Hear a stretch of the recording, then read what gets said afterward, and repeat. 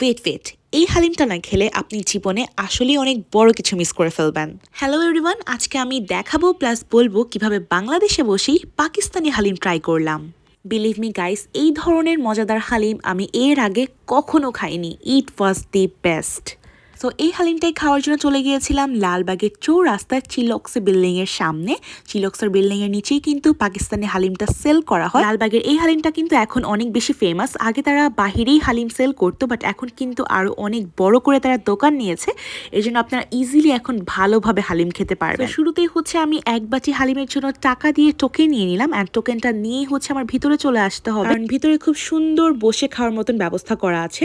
So শুরুতেই হচ্ছে আমি তাদের কিচেনে গিয়ে হালিমটা একটু দেখে নিলাম, and just look at the haleem. Smashed মাংস দিয়ে হালিমটা করা। হালিমটা এত বেশি ঘন, তার উপরে খুব সুন্দর মতন বেরেস্তা দিয়ে ধনে পাতা দিয়ে সার্ভ করা হয়েছে। অ্যান্ড যেহেতু স্ম্যাশড মাংসের হালিম, এটা পাকিস্তানি স্টাইলেই করা হয়েছে। তার সাথে কিন্তু কাঁচামরিচ, টক, লেবু সব কিছুই ছিল মিশিয়ে আরও ভালো করে খাওয়ার জন্য। সো আমি সব কিছু মিক্স করছিলাম, আরও ভালো টেস্ট পাওয়ার জন্য একটু ঝালটা বাড়িয়ে নিলাম অ্যান্ড লেবুটা অ্যাড করে দিলাম।